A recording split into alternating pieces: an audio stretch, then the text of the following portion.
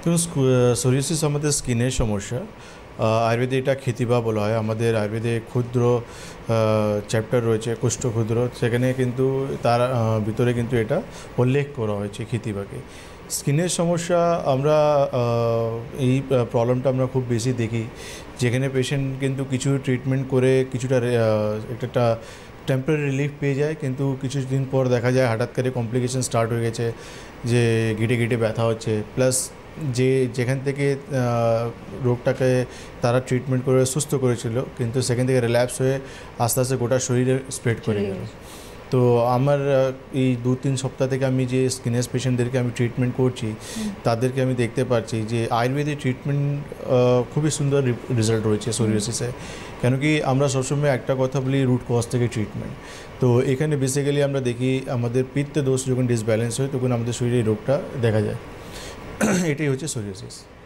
এই যে সোরিয়াসিস অর্থাৎ কিনা আমরা স্ক্রিনেও ছবিগুলো দেখছি, সোরিয়াসিসের নিশ্চয়ই অনেক ক্লাসিফিকেশন রয়েছে, এই রোগটার অনেক প্রকারভেদ আছে, সেগুলো সোরিয়াসিস বেসিক্যালি যে জায়গায় হয় সেই জায়গায় নাম দেওয়া হয়। যেমন মাথা হলে আমরা বলি স্ক্যাল্প সোরিয়াসিস বলি, হাতে পায়ে হলে আমরা বলি প্ল্যান্টার সোরিয়াসিস বলি আমরা, আমাদের নোকে হয়, আমাদের মানে এটা বিভিন্ন জায়গায় হয়, যে জায়গাতে হয় সেই জায়গায় একটা নাম দেওয়া হয়। গ্লুটেট আছে, প্লেগ আছে, এরিথ্রোমেটাস রয়েছে, তো এটা নাম দেওয়া হয়, ডিপেন্ডেন্ট যে জায়গাতে হয়েছে সেই জায়গায় নাম দেওয়া হয়। এবার বলবো যে এই সোরিয়াসিস যে দেখতে পাচ্ছি স্ক্রিনে, ভয়ঙ্কর একটা পরিস্থিতি তৈরি হয়, পেশেন্টদের কি কন্ডিশন দাঁড়ায় যখন একটা এক্সট্রিম লেভেলে এই রোগটি দাঁড়ায়? দেখুন, কন্ডিশন বলতে গেলে এমন হয়ে যায় যে সোরিয়াসিস মাথা থেকে পায়ে পর্যন্ত হয় আমাদের। আর এখানে প্রচুর মাথায় ইচিং একটা সমস্যা, যে গোটা শরীরে একটা ইচিং সেন্সেশন হয়, তার সঙ্গে কিন্তু স্কেলিং হয়, যে স্কিনের যে লেয়ারগুলো থাকে মানে সেটা ইচিং করলে পড়তে থাকে আমাদের, আর পেশেন্ট এক জায়গায় বসে আছে সেখান থেকে পড়তে থাকে, সেটা দেখতে আনকমফোর্টেবল লাগে।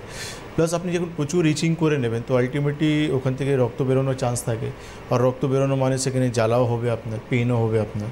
তো এইসব সিমটমসগুলো আমরা বেসিক্যালি একটা সোরিয়াসিস পেশেন্টে দেখতে পাই। সোরিয়াসিস পেশেন্টের অ্যাকচুয়াল এই স্কিন ডিজিজ বা এই সমস্যাটা, এই রোগটা আপনি বললেন যে এটা আমাদের একটা সমস্যা, যেখান থেকে এর মানে বাহ্যিক সমস্যাটা এভাবে স্কিন ডিজিজ হিসেবে বেরোয়, কিন্তু এটা কি আমাদের অন্য আরও কোনো কারণে আসতে পারে? দেখুন, আয়ুর্বেদ, অ্যাকর্ডিং টু আয়ুর্বেদ আমাদের এমন জীবনযাপন আমরা লিড করছি, যার জন্য কিন্তু আমাদের শরীরে যখন ডোজগুলো ডিসব্যালেন্স হচ্ছে, তখন গিয়ে কিন্তু এই রোগটা আমাদের শরীরে ডেভেলপ করছে। আর সেকেন্ড বলছে আমাদের বিরুদ্ধ আহার বিহার, কিছু খাবার এমন রয়েছে যার কম্বিনেশন উলট পুলট হওয়ার জন্য আমাদের শরীরে এই রোগগুলো আসে।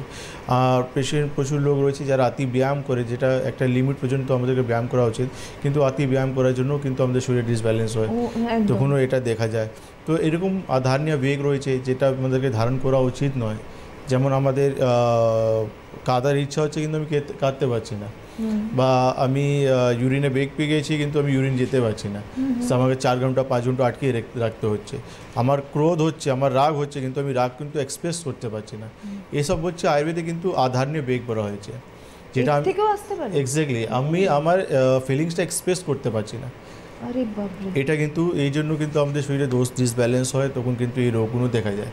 মডার্ন এখনও রিসার্চ করে যাচ্ছে যে কী কারণে জন্য সোরিয়াসিস হয়, অটোইমিউন ডিজিজ বলছে, কিন্তু আয়ুর্বেদ এটা বলছে যে আমাদের যে লাইফস্টাইল রয়েছে, বা আধারণীয় বেগ রয়েছে, বা অতি ব্যায়াম রয়েছে, বা রাত্রেবেলা খুব বেশি জাগরণ করা, এসব জন্য আমাদের যখন ডোজগুলো ডিসব্যালেন্স হয়, তখন কিন্তু আমাদের এই রোগগুলো হয়।